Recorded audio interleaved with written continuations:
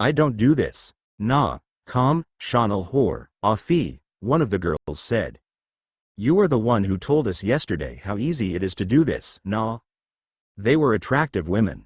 I'd selected their group precisely because they were all healthy and attractive men and women. Their smiles were challenging me to join them. I thought about what it would mean.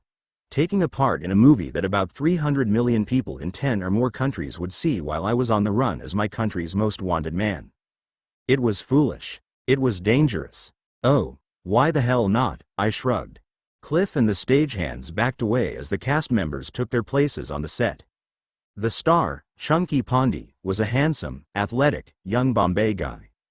I'd seen him in a few of the movies I'd watched with my Indian friends, and I was surprised to discover that he was considerably more handsome and charismatic in person than he was on the screen.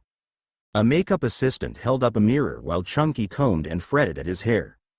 The intensity of the gaze that he focused on the mirror was as steadfast as a surgeon's might be in the midst of a complex and critical procedure. You missed the best part, one of the German girls whispered to me. It took this guy a big time to learn his dancing moves for this scene. He crapped it up quite a few many times.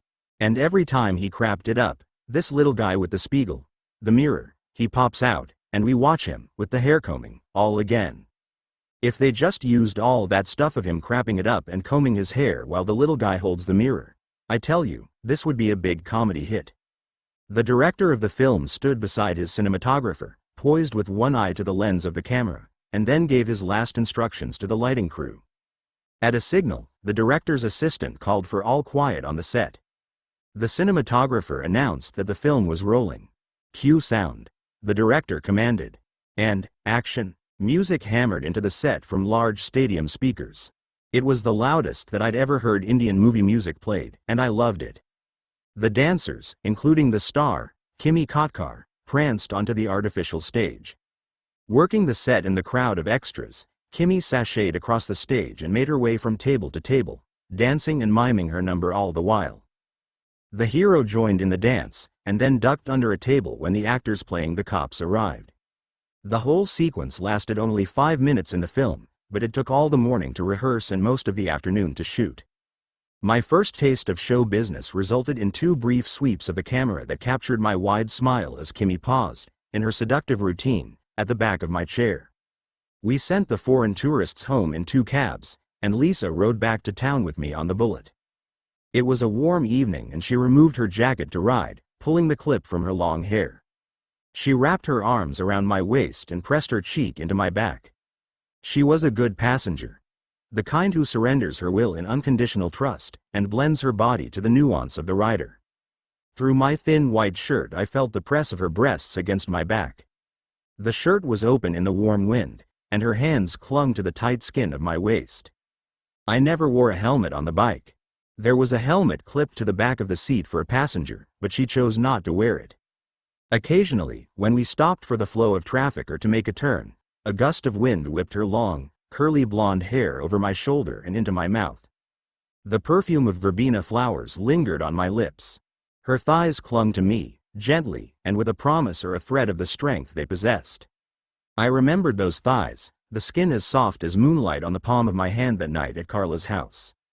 And then, as if she was reading my thoughts or joining them, she spoke when the bike stopped at a traffic signal. "How's the kid?" "The kid? That little kid you had with you that night, you remember, at Carla's place." "He's fine. I saw him last week, at his uncle's. He's not so little anymore. He's growing fast. He's at a private school. He doesn't like it much, but he'll do okay. Do you miss him?" The signal changed and I kicked the bike into gear, twisting the throttle to send us into the intersection on the staccato throbbing of the engine's growl. I didn't answer her. Of course I missed him. He was a good kid. I missed my daughter. I missed my mother and all of my family. I missed my friends.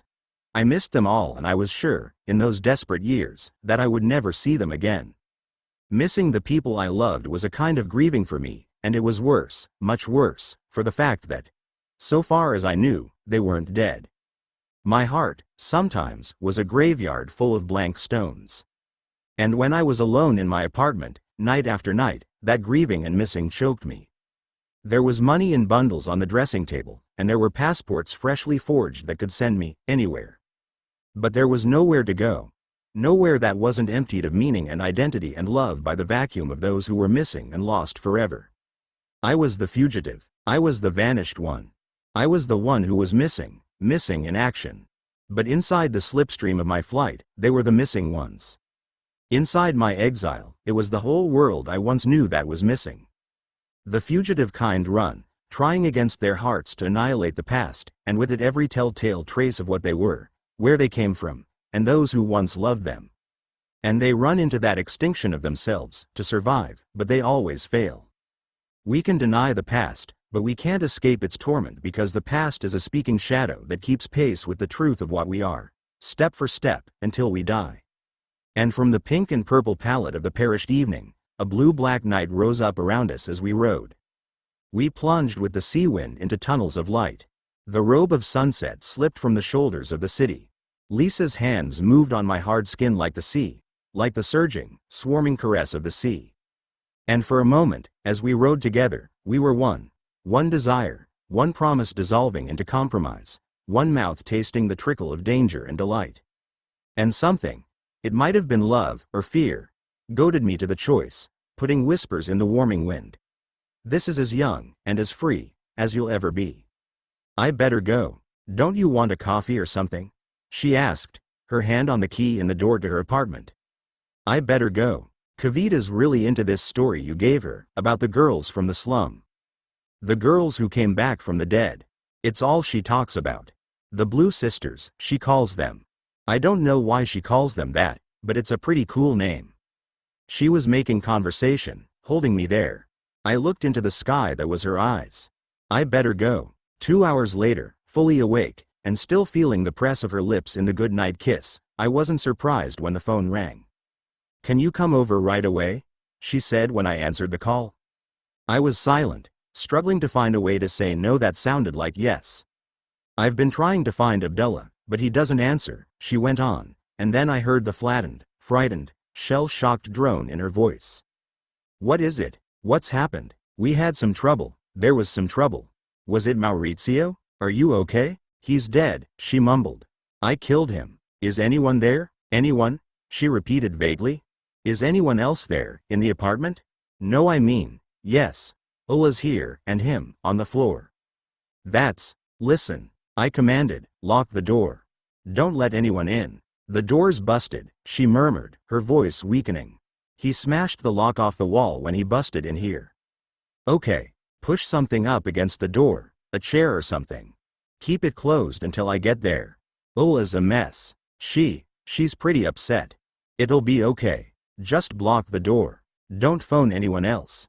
Don't speak to anyone, and don't let anyone in. Make 2 cups of coffee, with lots of milk and sugar, 4 spoons of sugar, and sit down with Ulla to drink them. Give her a stiff drink, as well, if she needs it. I'm on my way. I'll be there in 10 minutes. Hang in there and stay cool. Riding the night, cutting into crowded streets, winding the bike into the web of lights, I felt nothing. No fear, no dread, no shiver of excitement. Redlining a motorcycle means opening the throttle so hard, with every change of gears, that the needle on the rev counter is twisted all the way round to the red zone of maximum revolutions. And that's what we were doing, all of us, in our different ways, Carla and Didier and Abdullah and I. We were redlining our lives. And Lisa. And Maurizio. Twisting the needle to the red zone. A Dutch mercenary in Kinshasa once told me that the only time he ever stopped hating himself was when the risk he faced became so great that he acted without thinking or feeling anything at all. I wished he hadn't said it to me because I knew exactly what he meant. And I rode that night, I soared that night, and the stillness in my heart was almost like being at peace. Chapter 28. In my first knife fight I learned that there are 2 kinds of people who enter a deadly conflict. Those who kill to live, and those who live to kill. The ones who like killing might come into a fight with most of the fire and fury, but the man or woman who fights just to live, who kills just to survive, will usually come out of it on top. If the killer type begins to lose the fight, his reason for fighting it fades. If the survivor type begins to lose, his reason for fighting it flares up fiercer than ever. And killing contests with deadly weapons, unlike common fistfights, are lost and won in the reasons that remain when the blood begins to run. The simple fact is that fighting to save a life is a better and more enduring reason than fighting to end one. My first knife fight was in prison. Like most prison fights, it started trivially and ended savagely. My adversary was a fit, strong veteran of many fights. He was a standover man, which meant that he mugged weaker men for money and tobacco. He inspired fear in most of the men and, not burdened with judiciousness, he confused that fear with respect. I didn't respect him. I detest bullies for their cowardice and despise them for their cruelty. I never knew a tough man who preyed on the weak. Tough men hate bullies almost as much as bullies hate tough men. And I was tough enough. I'd grown up in a rough, working-class neighborhood, and I'd been fighting all my life. No one in the prison system knew that then because I wasn't a career criminal and I had no history. I began my prison experience as a first offender. What's more, I was an intellectual, and I sounded and acted like one. Some men respected that and some ridiculed it, but none of them feared it. Nevertheless, the long prison sentence that I was serving, 20 years at hard labor for armed robberies, gave most of them pause. I was a dark horse. No one knew how I would respond to a real test, and more than a few were curious about it. The test, when it did come, was flashing steel, and broken teeth, and eyes rolling wide and wild as a frenzied dog. He attacked me in the prison laundry, the one place not observed directly by guards patrolling catwalks between the gun towers. It was the kind of unprovoked surprise attack that's known in prison slang as a sneak go. He was armed with a steel table knife, sharpened with endlessly malignant patience on the stone floor of his cell. Its edge was sharp enough to shave a man or cut his throat. I'd never carried a knife or used one in my life before prison. But in there, where men were attacked and stabbed every other day, I'd followed the advice of the hard men who'd survived long years there. It's better to have a weapon and not need it, they'd told me more than once, than need it and not have it. My knife was a sharpened spike of metal about as thick as a man's finger and a little longer than a hand. The hilt was formed with packing tape, and fitted into my hand without bunching the fingers. When the fight began, he didn't know that I was armed, but we both, in our separate ways, expected that it was a fight to the death. He wanted to kill me, and I was sure that I had to kill him to survive. He made two mistakes. The first was to fight on the back foot. In the surprise of his sneak attack, he'd first rushed at me and, with two slashes of the knife, he'd cut me across the chest and the forearm. He should have pressed on to finish it, hacking and tearing and stabbing at me, but he stepped back instead and waved the knife in little circles. He might have expected me to submit. Most of his foes surrendered quickly, defeated by their fear of him as much as by the sight of their own blood. He might have been so sure he would win that he was simply toying with me and teasing out the thrill of the kill. Whatever the reason, he lost the advantage and he lost the fight in that first backward step. He gave me time to drag my knife from inside my shirt and shape up to box him. I saw the surprise in his eyes, and it was my cue to counterattack. His second mistake was that he held the knife as if it was a sword and he was in a fencing match. A man uses an underhand grip when he expects his knife, like a gun, to do the fighting for him. But a knife isn't a gun, of course, and in a knife fight it isn't the weapon that does the fighting, it's the man. The knife is just there to help him finish it. The winning grip is a dagger hold, with the blade downward, and the fist that holds it still free to punch. That grip gives a man maximum power in the downward thrust and an extra weapon in his closed fist. He dodged and weaved in a crouch, slashing the knife in sweeping arcs with his arms out wide. He was right-handed. I adopted a southpaw boxing stance, the dagger in my right fist. Stepping with the right foot, and dragging the left to keep my balance, I took the fight to him. He ripped the blade at me twice and then lunged forward. I sidestepped, and punched at him with a three-punch combination, right-left-right. One of them was a lucky punch. His nose broke, and his eyes watered and burned, blurring his vision. He lunged again, and tried to bring the knife in from the side. I grabbed at his wrist with my left hand, stepped into the space between his legs, and stabbed him in the chest. I was trying for the heart or a lung. It didn't hit either one, but still I rammed the spike up to the hilt into the meaty flesh beneath his collarbone. It broke the skin of his back just below the shoulder blade. He was jammed against a section of wall between a washing machine and a clothes dryer. Using the spike to hold him in place, and with my left hand locked to his knife wrist, I tried to bite his face and neck, but he whipped his head from side to side so swiftly that I opted for headbutts instead. Our heads cracked together several times until one desperate, wrenching effort of his legs sent us sprawling onto the floor together. He dropped his knife in the fall, but the spike tore free from his chest. He began to drag himself toward the door of the laundry. I couldn't tell if he was trying to escape or seeking a new advantage. I didn't take a chance. My head was level with his legs. Thrashing together on the ground, I reached up and grabbed the belt of his trousers. Using it for leverage, I stabbed him in the thigh twice, and again, and again. I struck bone more than once, feeling the jarring deflection all the way up my arm. Releasing his belt, I stretched my left hand out for his knife, trying to reach it so that I could stab him with that one as well. He didn't scream. I'll say that much for him. He shouted hard for me to stop, and he shouted that he gave up. I give up. I give up. I give up, but he didn't scream. I did stop, and I let him live. I scrambled to my feet. He tried again to crawl toward the door of the laundry. I stopped him with my foot on his neck, and stomped down on the side of his head. I had to stop him. If he'd made it out of the laundry while I was there, and the prison guards saw him, I would have spent 6 months or more in the punishment unit. While he lay there groaning on the floor, I took off my bloody clothes and changed into a clean set. One of the prisoners who cleaned the jail was standing outside the laundry, grinning in at us through the doorway with unspiteful enjoyment. I passed him the bundle of my soiled clothes. He smuggled the bloodied clothes away in his mop bucket, and threw them into the incinerator behind the kitchen. On my way out of the laundry, I handed the weapons to another man, who buried them in the prison garden. When I was safely away from the scene, the man who'd tried to kill me limped into the prison chief's office and collapsed. He was taken to hospital. I never saw him again, and he never opened his mouth. I'll say that much for him, too. He was a thug and a standover man, and he tried to kill me for no good reason, but he wasn't an informer.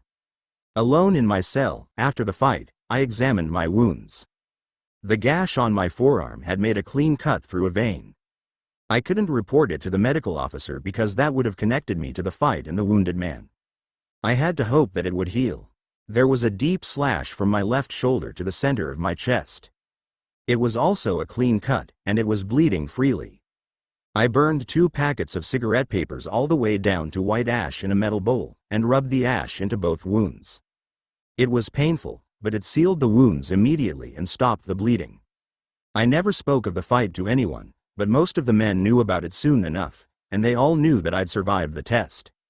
The white scar on my chest, the scar that men saw every day in the prison shower, reminded them of my willingness to fight. It was a warning, like the bright bands of color on the skin of a sea snake. It's still there, that scar, as long and white after all these years as it ever was. And it's still a kind of warning. I touch it, and I see the killer pleading for his life. I remember, reflected in the fright-filled domes of his eyes, fate's mirror, the sight of the twisted, hating thing that I became in the fight. My first knife fight wasn't my last, and as I stood over Maurizio Belcane's dead body, I felt the cold, sharp memory of my own experiences of stabbing and being stabbed. He was face down in a kneeling posture, with his upper body on a corner of the couch and his legs on the floor. Beside his slackly folded right hand there was a razor-sharp stiletto resting on the carpet. A black-handled carving knife was buried to the crank in his back, a little to the left of his spine and just below the shoulder blade. It was a long, wide, sharp knife. I'd seen that knife before, in Lisa's hand, the last time Maurizio had made the mistake of coming to the apartment uninvited. That was one lesson he should have learned the first time. We don't, of course. It's okay, Carla once said, because if we all learned what we should learn, the first time round, we wouldn't need love at all. Well, Maurizio had learned that lesson in the end, the hard way, face down in his own blood. He was what Didier called a fully mature man. When I'd chided Didier once for being immature, he'd told me that he was proud and delighted to be immature. The fully mature man or woman, he said, has about 2 seconds left to live. Those thoughts rolled over one another in my mind like the steel balls in Captain Queeg's hand. It was the knife that did it, of course, the memory of stabbing and being stabbed. I remembered the vivid seconds every time I'd been stabbed. I remembered the knives cutting me, entering my body. I could still feel the steel blades inside me. It was like burning. It was like hate. It was like the most evil thought in the world. I shook my head and breathed in deeply, and looked at him again. The knife might have ruptured a lung and penetrated to the heart. Whatever it had done, it had finished him fast. His body had fallen onto the couch and, once there, he'd hardly moved at all. I took a handful of his thick, black hair and lifted his head. His dead eyes were half open, and his lips were pulled back slightly from his teeth in a rictal smile. There was remarkably little blood. The couch had absorbed the big spill. We've got to get rid of the couch, I heard myself thinking. The carpet had suffered no great damage and could be cleaned. The room was also little disturbed by the violence. A leg was broken on the coffee table, and the locks on the front door hung askew. I turned my attention to the women. Ulla bore a cut on her face from the cheekbone almost to the chin. I cleaned the wound and pressed it together with tape all along the length of it. The cut wasn't deep, and I expected it to heal quickly, but I was sure it would leave a scar. By chance, the blade had followed the natural curve of her cheek and jaw, adding a flash of emphasis to the shape of her face. Her beauty was injured by the wound but not ravaged by it. Her eyes, however, were abnormally wide and pierced with a terror that refused to fade. There was a lungie on the arm of the couch beside her. I put it around her shoulders, and Lisa gave her a cup of hot, sweet chai. When I covered Maurizio's body with a blanket, she shuddered. Her face crumpled into puckers of pain, and she cried for the first time. Lisa was calm. She was dressed in a pullover and jeans, an outfit that only a Bombay native could wear on such a humid, still, and hot night. There was the mark of a blow around her eye and on her cheek. When Ulla was quiet again, we crossed the room to stand near the door, out of her hearing. Lisa took a cigarette, bent her head to light it from my match, and then exhaled, looking directly into my face for the first time since I'd entered the apartment. "I'm glad you came. I'm glad you're here. I couldn't help it. I had to do it." "Stop it, Lisa," I interrupted her. The tone was harsh, but my voice was quiet and warm. "You didn't stab him." "She did. I can see it in her eyes. I know the look. She's still stabbing him now, still going over it in her mind. She'll have that look for a while. You're trying to protect her, but you won't help her by lying to me." She smiled. Under the circumstances, it was a very good smile. If we hadn't been standing next to a dead man with a knife in his heart, I'd have found it irresistible. "What happened?" "I don't want her to get hurt, that's all," she replied evenly. The smile closed up in the thin, grim line of her pursed lips. "Neither do I." "What happened?" "He busted in, slashed her up. He was crazy, out of his mind. I think he was on something. He was screaming at her, and she couldn't answer him. She was even crazier than he was. I spent an hour with her before he crashed in here. She told me about Modena. I'm not surprised she was crazy. Fuck, Lynn, it's a bad story. She was out of her mind because of it. Anyway, he crashed through the door like a gorilla, and he slashed her. He was covered in blood, Modena's, I think. It was pretty fucking scary. I tried to jump him with the knife from the kitchen. He socked me pretty good in the eye and knocked me on my ass. I fell on the couch. He got on top of me, and he was just about to start on me with that switchblade of his when Ulla gave it to him in the back. He was dead in a second. I swear. A second. 1 second. Just like that. He was looking at me, then he was dead. She saved my life, Lynn. I think it's more likely that you saved hers, Lisa. If you weren't here, it would be her hugging the couch with a knife in her back."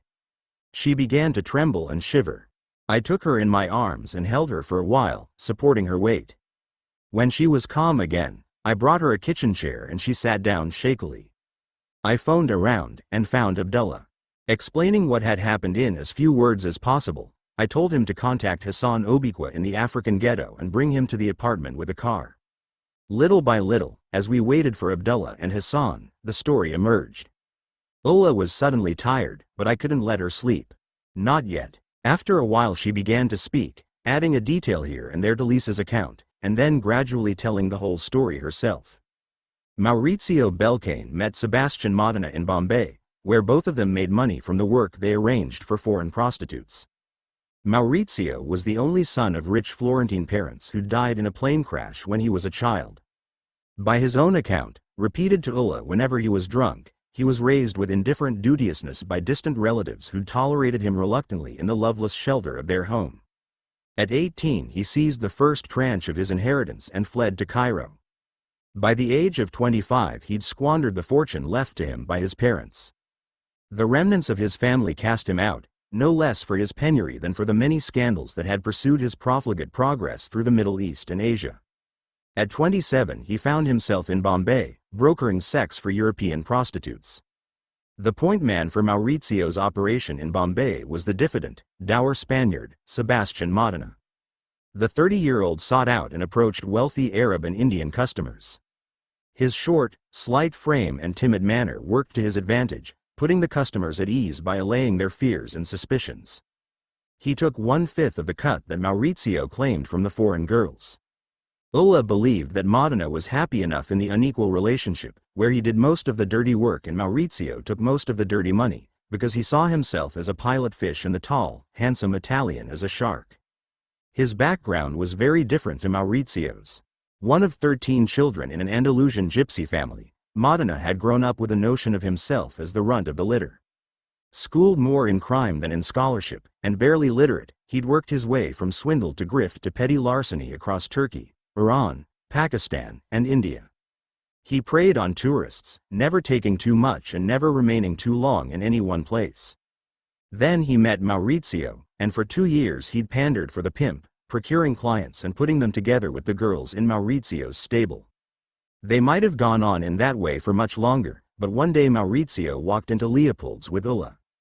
From the first moment that their eyes met, Ulla told us, she knew that Modena was hopelessly in love with her. She encouraged him because his devotion to her was useful. She'd been purchased from Madame Jo's palace, and Maurizio was determined to recover his investment costs as quickly as possible. He'd instructed the smitten Modena to find work for her twice a day, every day, until the debt was repaid. Tortured by what he saw as betrayals of his own love, Modena pressed his partner to release Ulla from the obligation. Maurizio refused, ridiculing the Spaniard's affection for a working girl, and insisting that he put her to work day and night. Ulla paused in her story when a tap at the door announced Abdullah's arrival. The tall Iranian entered silently, dressed in black like a thing made from the night itself. He greeted me with a hug and nodded gently to Lisa. She came forward and kissed him on the cheek. He lifted the blanket to look at Maurizio's body. Nodding and turning down the corners of his mouth in professional approval of the single killing thrust, he let the blanket fall and muttered a prayer. "Hassan is busy. He will be here after about 1 hour," he said. "Did you tell him what I want him to do?" "He knows," he replied, raising one eyebrow in a tight smile. "Is it still quiet outside?" I checked before I came inside. The building is quiet, and the street all around. There's been no reaction from the neighbors, so far. He took the door out with one kick, Lisa says, and there wasn't all that much shouting and screaming. There was loud music playing next door when I got here. It was a party or something. I don't think anyone knows about this. We have to call someone." Ulla shouted suddenly, standing and letting the lungi fall from her shoulders. "We should call a doctor, call the police." Abdullah sprinted to her and wrapped her in his arms with surprisingly tender compassion. He sat her down again and rocked her, murmuring reassuringly. I watched them with a little pinch of shame because I knew that I should have comforted her myself, long before that, and in just the same gentle way. But the fact was that Maurizio's death had compromised me, and I was afraid. I'd had reason enough to want him dead, and I'd beaten him with my fists for it. That was, in other words, a motive for murder. People knew that. I was there in the room with Lisa and Ulla, and it seemed that I was helping them, responding to their call for help, but that wasn't all of it. I was also there to help myself.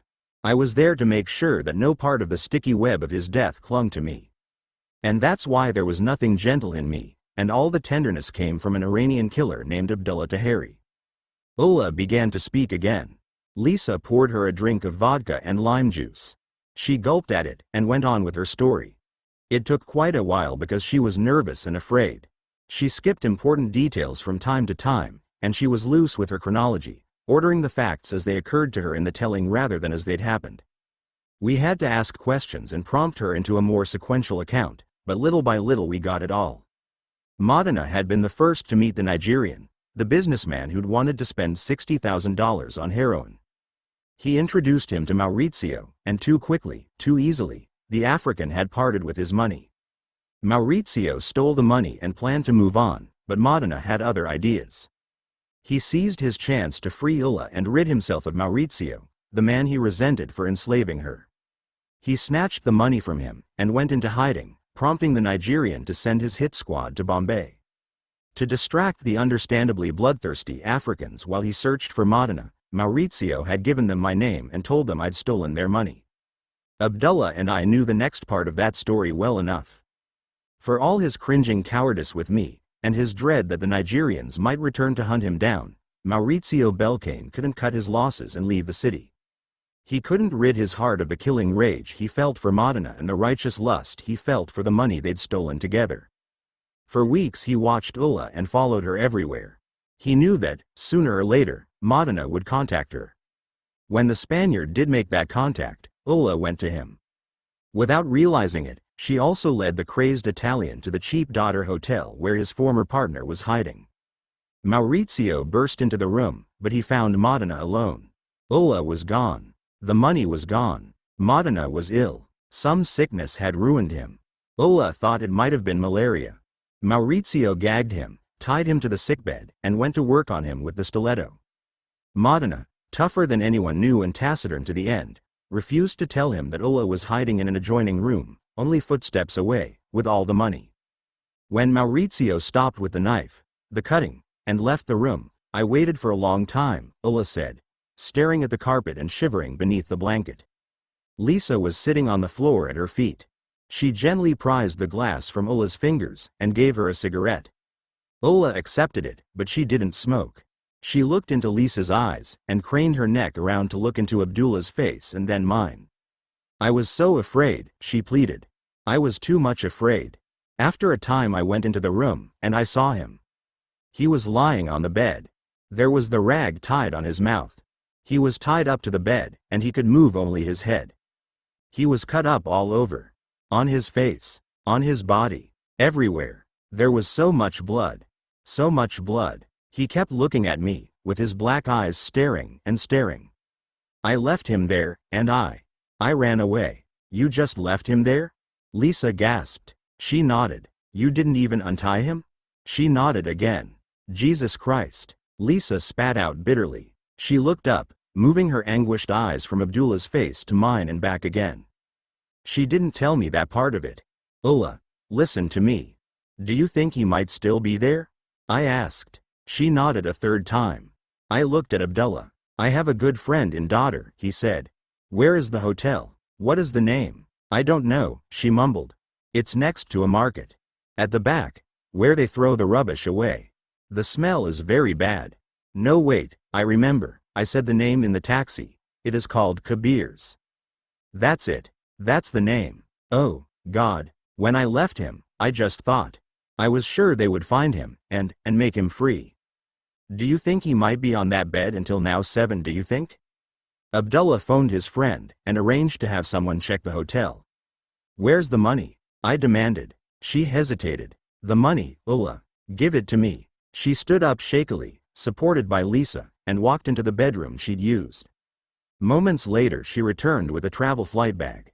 She handed it to me, her expression strangely contradictory, coquette and adversary in equal parts.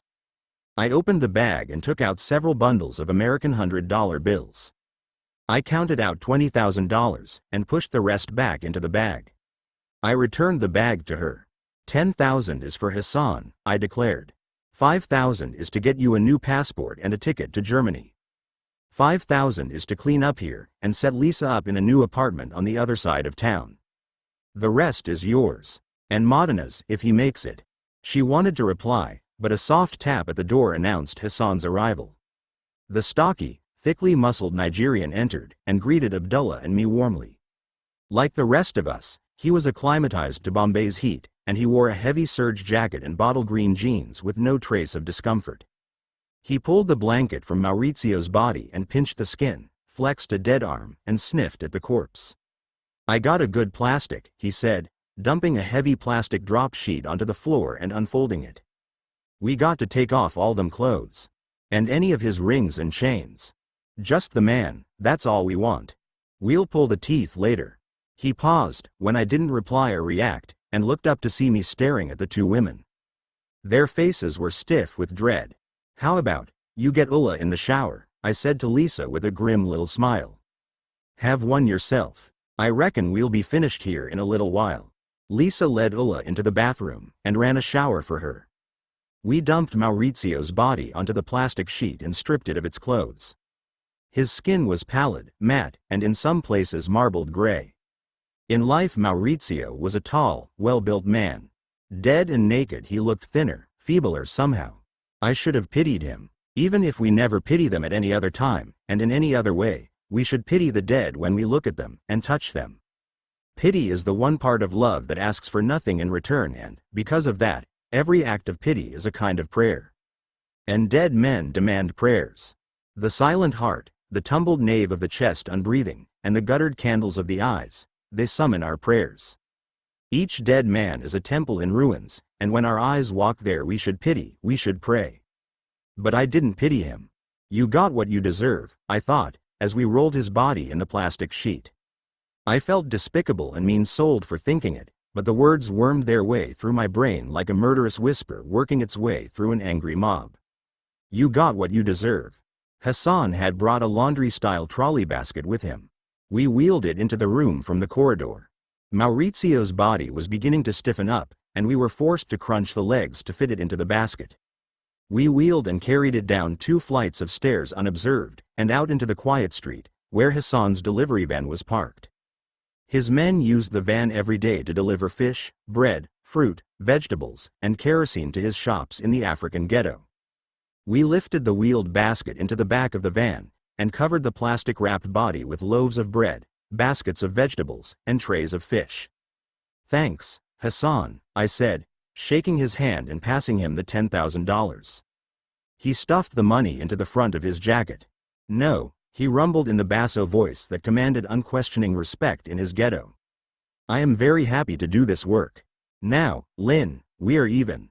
All even. He nodded to Abdullah and left us, walking half a block to his parked car. Rahim leaned out of the van to flash a wide smile at me before turning over the engine with a flick of his wrist. He drove away without looking back. Hassan's car followed it a few hundred meters behind. We never heard so much as a murmur about Maurizio again. It was rumored that Hassan Obiqua kept a pit in the center of his slum. Some said the pit was full of rats. Some claimed that it was filled with scuttling crabs. Others swore that he kept huge pigs in the pit. Whatever the hungry creatures were, all the whisperers agreed that they were fed from time to time with a dead man, one piece of the corpse at a time. Money you did spend well, Abdullah muttered, with a blank expression, as we watched the van drive away. We returned to the apartment, and repaired the door locks so the door could be sealed shut when we all left. Abdullah phoned another contact and arranged for 2 reliable men to visit the apartment on the following day. Their instructions were to bring a saw, cut the couch into pieces, and remove it in rubbish sacks. They were to clean the carpet and leave the apartment in an orderly state, removing every trace of its recent occupants. He put the phone down, and it rang at once. His contact in Dadar had news. Madana had been discovered by staff in the hotel room, and rushed to hospital. The contact had visited the hospital, and learned that the weak and wounded man had checked himself out of the ward. He was last seen speeding away in a taxi. The doctor who'd attended him doubted that he would survive the night. It's weird, I said when Abdullah had related the news. I knew Madana, you know. I sort of knew him well. I saw him at Leopold's. I don't know, 100 times. But I can't remember his voice. I can't remember what he sounded like. I can't hear his voice in my head, if you know what I mean.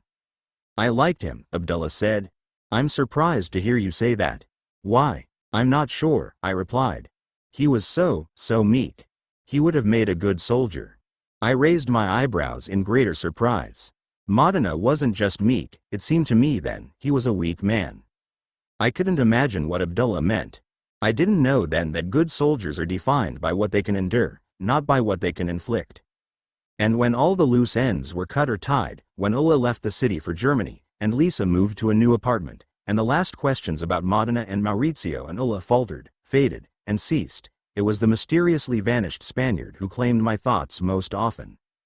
I made 2 double shuffle flights to Delhi and back in the next 2 weeks. I followed that by flying a 72-hour turnaround to Kinshasa with 10 new passports for Abdul Ghani's network. I tried to keep busy, tried to focus on the work, but the screen in my mind was filled too often with an image of him, Madana, tied to the bed and staring at Ulla, watching her leave him there, watching her walk away with the money. And gagged. No way to scream. And what he must have thought when she entered the room. I'm saved. And what he must have thought when he saw the terror in her face. And was there something else in her eyes? Was it revulsion, or was it more terrible than that? Did she look relieved, perhaps? Did she seem glad to be rid of him? And what did he feel when she turned and walked away and left him there, and closed the door behind her? When I was in prison, I fell in love with a woman who was an actress in a popular television program.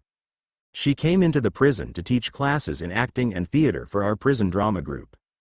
We clicked, as they say. She was a brilliant actress. I was a writer. She was the physical voice and gesture. I saw my words breathe and move in her. We communicated in the shorthand shared by artists everywhere in the world, rhythm and elation. After a time, she told me that she was in love with me. I believed her, and I still believe that it was true. For months we fed the affair with morsels of time stolen from the acting classes, and long letters that I smuggled to her through the illegal jail mail system known as the Stifleter Run. Then trouble found me and I was thrown, literally, into the punishment unit. I don't know how the screws found out about our romance, but soon after I arrived in the punishment block they began to interrogate me about it. They were furious. They saw her affair with a prisoner, carried on for months under their noses, as a humiliating affront to their authority and, perhaps, to their manhood. They beat me with boots, fists, and batons, trying to force me to admit that she and I had been lovers. They wanted to use my confession as the basis for laying a charge against her. During one beating they held up a photograph of her. It was a smiling publicity still that they'd found in the prison drama group. They told me that all I had to do to stop the beatings was nod my head at it. Just nod your head, they said, holding the picture before my bloody face. Just nod your head, that's all you have to do, and it'll all be over. I never admitted anything. I held her love in the vault of my heart while they tried to reach it through my skin and my bones. Then one day, as I sat in my cell after a beating, trying to stop the blood flowing into my mouth from a chipped bone in my cheek and my broken nose, the trapdoor opened in the door of my cell. A letter fluttered in and landed on the floor. The trapdoor shut. I crawled over to the letter, and crawled back to the bed to read it. The letter was from her. It was a Dear John letter. She'd met a man, she said. He was a musician. Her friends had all urged her to break up with me because I was serving a 20-year sentence in prison, and there was no future in it for either of us. She loved the new man, and she planned to marry him when his concert tour with the symphony orchestra was complete. She hoped I understood. She was sorry, but the letter was goodbye forever, and she would never see me again. Blood dripped onto the page from my broken face. The screws had read the letter, of course, before giving it to me. They laughed outside my door. They laughed. I listened to them as they tried to make a victory of that laughter, and I wondered if her new man, her musician, would stand up under torture for her. Maybe he would. You can never tell what people have inside them until you start taking it away, one hope at a time. And somehow, in the weeks after Maurizio's death, Modana's face, or my mind's picture of his gagged and bloody and staring face, became confused with my own memories of that love I'd lost in prison. I wasn't sure why. There didn't seem to be any special reason why Modana's fate would twist itself into the strands of my own. But it did, and I felt a darkness growing within me that was too numb for sorrow and too cold for rage. I tried to fight it. I kept myself as busy as I could. I worked in 2 more Bollywood films, taking small parts, as an extra at a party and in a street scene. I met with Kavita, urging her once again to visit Anand in prison. Most afternoons, I trained at weights and boxing and karate with Abdullah. I put in a day here and there at the slum clinic. I helped Prabhakar and Johnny to prepare for their weddings. I listened to Khaderbai's lectures and immersed myself in the books, manuscripts, parchments, and ancient faience carvings in Abdul Ghani's extensive private collection. But no work or weariness could drive the darkness from me. Little by little, the tortured Spaniard's face and silent, screaming eyes became my own remembered moment, blood falling on the page, and no sound escaping my howling mouth. They claim a hidden corner of our hearts, all those moments that stay with us unscreamed. That's where loves, like elephants, drag themselves to die. It's the place where pride allows itself to cry. And in those sleep-lonely nights and think-rambled days, Modana's face was always there, staring at the door. And while I worked and worried, Leopold's changed forever. The crowd that had coalesced there dispersed and disappeared. Carla was gone. Ulla was gone. Modena was gone, and probably dead. Maurizio was dead. Once, when I was too busy to stop for a drink, I passed the wide entrance arches and I saw no face that I knew. Yet Didier persisted at his favorite table each evening, conducting his business and accepting drinks from old friends. Gradually a new crowd collected around him with a new and different style. Lisa Carter brought Kalpana Iyer with her for drinks one night, and the young assistant producer became a Leopold's regular. Vikram and Letty were in the last stages of preparation for their wedding, and they stopped for coffee, a snack, or a beer almost every day.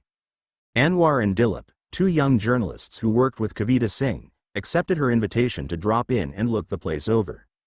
On their first visit they found Lisa Carter, Kalpana, Kavita, and Letty, with 3 German girls who'd worked for Lisa as extras on a film, 7 beautiful, intelligent, vivacious young women. Anwar and Dilip were healthy, happy, unattached young men.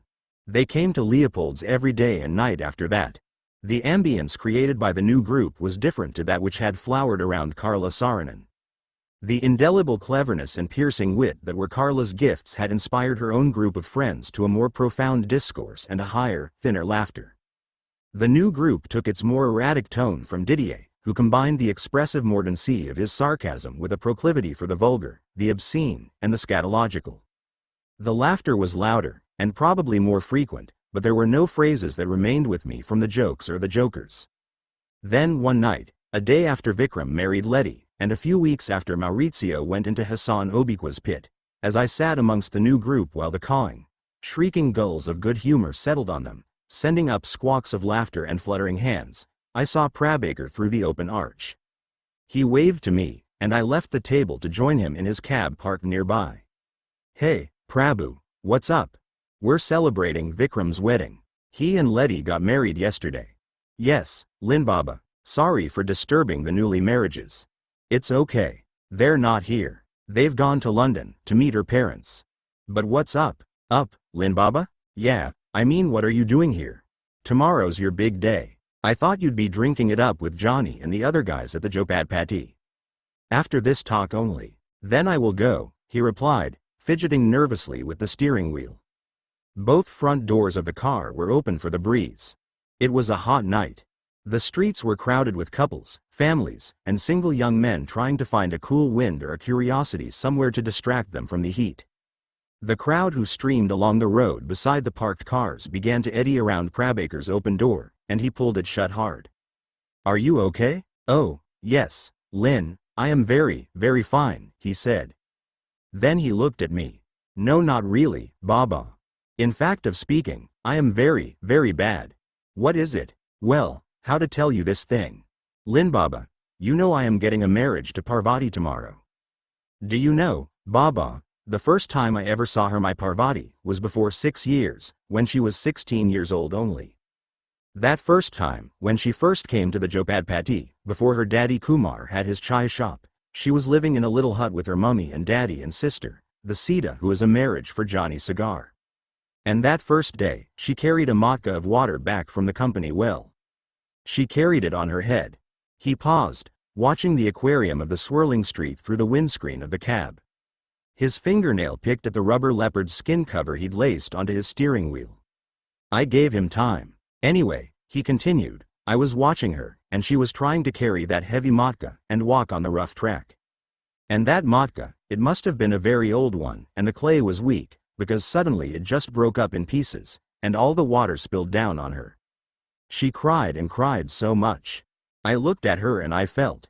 He paused, looking up at the strolling street once more. "Sorry for her?" I offered. "No, Baba. I felt sad." "You felt sad for her?" "No, Baba. I felt the erection, in my pants, you know, when the penis is getting all hard, like you're thinking. For God's sake, Prabhu. I know what an erection is. I grumbled. Get on with it. What happened? Nothing happened, he replied, puzzled by my irritation, and somewhat chastened. But from that time only, I never forgot my big feeling for her. Now I am making a marriage, and that big feeling is getting bigger every day. I'm not sure that I like where this is going, Prabhu, I muttered. I am asking you, Lynn, he said, choking on the words. He faced me. Tears bulged and rolled from his eyes into his lap. His voice came in stuttering sobs. She is too beautiful. I am a very short and small man. Do you think I can make a good and sexy husband? I told Prabhakar, sitting in his cab and watching him cry, that love makes men big, and hate makes them small. I told him that my little friend was one of the biggest men I ever met because there wasn't any hate in him. I said that the better I knew him, the bigger he got, and I tried to tell him how rare that was. And I joked with him, and laughed with him until that great smile, as big as a child's biggest wish, returned to his gentle round face.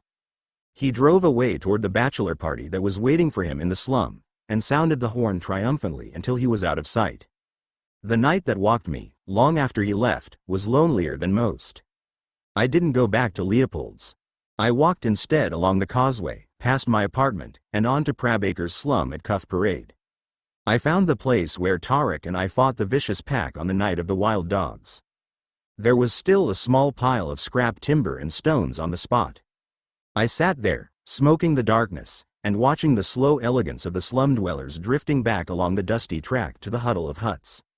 I smiled. Thinking of Prabhakar's mighty smile always made me smile reflexively, as if I was looking at a happy, healthy baby. Then a vision of Madana's face flowed from the flickering lanterns and vaporous wreaths of smoke, and faded again to nothing before it was fully formed. Music started up inside the slum. A strolling group of young men quickened their pace to jog toward the stirring sound. Prabhakar's bachelor party had begun. He'd invited me, but I couldn't bring myself to go. I sat near enough to hear the happiness, but far enough away not to feel it. For years I'd told myself that love had made me strong when the prison guards tried to force me to betray the actress and our affair. Somehow, Madana had haunted the truth from me. It wasn't love for her that had kept me silent, and it wasn't a brave heart. It was stubbornness that had given me the strength to bite down, stiff-necked, bull-headed stubbornness. There was nothing noble in it. And for all my contempt for the cowardice of bullies, hadn't I become a bully when I was desperate enough? When the dragon claws of heroin sickness dug into my back, I became a small man, a tiny man. I became so small that I had to use a gun. I had to point a gun at people, many of them women, to get money. To get money. How was I different, in that, to Maurizio bullying women to get money? And if they'd shot me during one of those hold-ups, if the cops had gunned me down as I'd wanted and expected at the time, my death would have aroused and deserved as little pity as that of the crazed Italian. I stood up and stretched, looking around me and thinking of the dogs and the fight and the bravery of the little boy Tariq. When I started back toward the city, I heard a sudden eruption of happy laughter from many voices at Prabhakar's party, followed by a cloudburst rattle of applause. And the music dwindled with the distance until it was as faint and diminishable as any moment of truth. Walking through the night, alone with the city for hours, I loved her with my wandering, just as I'd done when I lived in the slum. Near dawn I bought a newspaper, found a cafe, and ate a big breakfast, lingering over a second and then a third pot of chai. There was an article on page 3 of the paper describing the miraculous gifts of the Blue Sisters, as Rashid's widow and her sister had become known. It was a syndicated article, written by Kavita Singh and published across the country. In it she gave a brief history of their story and then related several first-hand accounts of miraculous cures that had been attributed to the mystical powers the girls exercised. One woman claimed to have been cured of tuberculosis, another insisted that her hearing had been fully restored, and an elderly man declared that his withered lungs were strong and healthy again after he merely touched a hem of their sky-blue garments. Kavita explained that the name Blue Sisters wasn't their own choice. They wore blue, always, because they woke from their comas with a shared dream about floating in the sky, and their devotees had settled on the name. The article concluded with Kavita's own account of a meeting with the girls, and her conviction that they were, beyond any doubt, special, perhaps even supernatural, beings. I paid the bill, and borrowed a pen from the cashier to circle the article with several lines. As the streets unwound the tangled morning coil of sound, color, and commotion, I took a cab and jounced through reckless traffic to the Arthur Road prison. After a wait of 3 hours, I made my way into the visiting area. It was a single room divided down the center by 2 walls of cyclone wire that were separated by an empty space of about 2 meters. On one side were the visitors, squeezed together and holding their places by clinging to the wire. Across the gap and behind the other wire fence were the prisoners, crushed together and also grasping at the wire to steady themselves. There were about 20 prisoners. 40 of us crowded into an equal space on the visitors' side. Every man, woman, and child in the divided room was shouting. There were so many languages, I recognized 6 of them, and stopped counting as a door opened on the prisoners' side. Anand entered, pushing his way through to the wire. "Anand, Anand, here," I shouted. His eyes found me, and he smiled in greeting. "Lin Baba, so good to see you," he shouted back at me. "You look good, man," I called out. He did look well. I knew how hard it was to look well in that place. I knew what an effort he'd put into it, cleaning body lice from his clothes every day and washing in the worm-infested water. "You look real good, Array. You look very fine, Lin." I didn't look fine. I knew that. I looked worried and guilty and tired. "I'm a bit tired. My friend Vikram, you remember him? He got married yesterday. The day before yesterday, actually. I've been walking all night. How is Qasim Ali? Is he well?" "He's well," I replied, reddening a little with shame that I didn't see the good and noble headman as often as I used to, when I'd lived in the slum. Look at this newspaper. There's an article in it about the sisters. It mentions you. We can use this to help you. We can build up some sympathy for you, before your case comes to court." His long, lean, handsome face darkened in a frown that drew his brows together and pressed his lips into a tight, defiant crease. "You must not do this, Lin," he shouted back at me. "That journalist, that Kavita Singh, she was here. I sent her away. If she comes again, I will send her away again. I do not want any help, and I will not allow any help. I want to have the punishment for what I did to Rashid." "But you don't understand," I insisted. "The girls are famous now. People think they're holy. People think they can work miracles. There's thousands of devotees coming to the Jopatpati every week. When people know you were trying to help them, they'll feel sympathy for you. You'll get half the time, or even less." I was shouting myself hoarse, trying to be heard above or within the clamoring din. It was so hot in the crush of bodies that my shirt was already soaked, and clung to my skin. Had I heard him correctly? It seemed impossible that he would reject any help that might reduce his sentence. Without that help, he was sure to serve a minimum of 15 years. 15 years in this hell, I thought, staring through the wire at his frowning face. How could he refuse our help? "Lin, no," he cried out, louder than before. "I did that thing to Rashid. I knew what I was doing. I knew what would happen. I sat with him for a long time, before I did it. I made a choice. I must have the punishment. But I have to help you. I have to try. No, Lin, please. If you take this punishment away, then there will be no meaning for what I did. There will be no honor. Not for me, not for them. Can't you see it? I have earned this punishment. I have become my fate. I am begging you, as a friend. Please do not let them write anything more about me. Write about the ladies. The sisters. Yes. But let me have the peace of my fate. Do you promise me, Lin Baba? Do you swear it?" My fingers clutched at the diamonds of the wire fence. I felt the cold rusty metal bite at the bones within my hands. The noise in that wooden room was like a wild rainstorm on the ragged rooftops of the slum. Beseeching, entreating, adoring, yearning, crying, screaming, and laughing, the hysterical choruses shouted from cage to cage. "Swear it to me, Lin," he said, the distress reaching out to me desperately from his pleading eyes. Okay, I answered him, struggling to let the words escape from the little prison of my throat. "Swear it to me. All right, I swear it. For God's sake, I swear. I won't try to help you."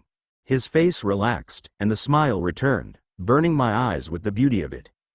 "Thank you, Lin Baba," he shouted back happily. "Please don't be thinking I am ungrateful, but I don't want you to come back here again. I don't want you to visit me. You can put some money for me, sometimes, if you think of it. But please don't come back again. This is my life now. This is my life. It will be hard for me if you come back here. I will think about things. I thank you very much, Lin, and I wish a full happiness for you." His hands released their hold on the wire fence. He held them together in a praying gesture of blessing, bowing his head slightly, so that I lost contact with his eyes. Without that strong grip on the fence, he was at the mercy of the crowd of prisoners, and in seconds he fell back, vanishing into the bubbling wave of faces and hands at the wire. A door at the back of the room opened behind the prisoners, and I watched Anand slip through into the hot yellow light of day with his head high and his thin shoulders bravely squared. I stepped out onto the street outside the prison. My hair was wet with sweat and my clothes were soaked. I squinted in the sunlight and stared at the busy street, trying to force myself into its rhythm and rush, trying not to think about Anand in the long room with the overseers, with Big Rahul, with the hunger and the beatings and the filthy, swarming pests. Later that night I would be with Prabhakar and Johnny Cigar, Anand's friends, while they celebrated the double wedding. Later that night, Anand would be crammed into a writhing, lice-crawling sleep with 200 other men on a stone floor. And that would go on, for 15 years. I took a cab to my apartment and stood under a hot shower, scorching the slither and itch of memory from my skin. Later, I phoned Chandra Mehta to make the final arrangements for the dancers I'd hired to perform at Prabhakar's wedding. Then I phoned Kavita Singh, and told her that Anand wanted us to pull out of the campaign. She was relieved, I think. Her kind heart had fretted for him, and she'd feared from the first that the campaign would fail and then crush him with the weight of fallen hope. She was also glad that he'd given his blessing to her stories about the Blue Sisters. The girls fascinated her, and she'd arranged for a documentary filmmaker to visit them in the slum. She wanted to talk about the project, and I heard the sparkling enthusiasm in her voice, but I cut her off, promising to call again. I went out to my little balcony, and let the sound and smell of the city settle on the skin of my bare chest. In a courtyard below, I saw 3 young men rehearsing the moves and steps of a dance routine they'd copied from a Bollywood film. They laughed helplessly when they messed up the moves of the party piece, and then gave a cheer when they finally danced through one whole routine without error. In another yard, some women were squatting together, washing dishes with small anemones of core rope and a long bar of coral-colored soap. Their conversation came to me in laughing gasps and shrieks as they scandalized one another with gossip and sardonic commentaries on the peculiar habits of their neighbors' husbands. Then I looked up to see an elderly man sitting in a window opposite me. My eyes met his, and I smiled. He'd been watching me as I'd watched the others below. He wagged his head from side to side, and smiled back at me with a happy grin. And it was all right. I dressed, and went down to the street.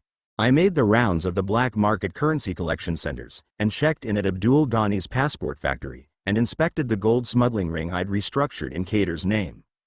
In 3 hours I committed 30 crimes or more. And I smiled when people smiled at me. When it was necessary, I gave men enough bad head, as gangsters call it, to make them draw back and lower their eyes in fear. I walked the Gunda walk, and in 3 languages I talked the talk. I looked good. I did my job. I made money, and I was still free.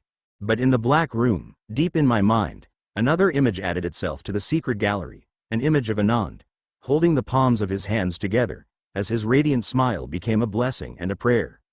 Everything you ever sense, in touch or taste or sight or even thought, has an effect on you that's greater than 0. Some things, like the background sound of a bird chirping as it passes your house in the evening, or a flower glimpsed out of the corner of an eye, have such an infinitesimally small effect that you can't detect them. Some things, like triumph and heartbreak, and some images, like the image of yourself reflected in the eyes of a man you've just stabbed, attach themselves to the secret gallery and they change your life forever.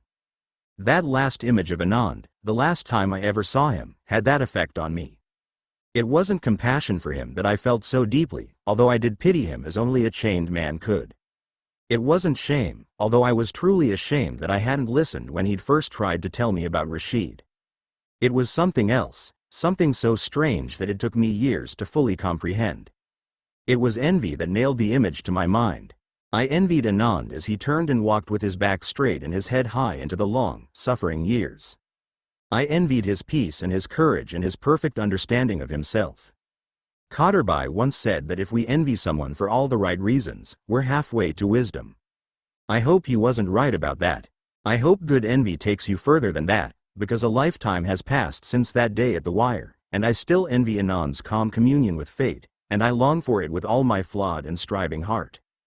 Chapter 29.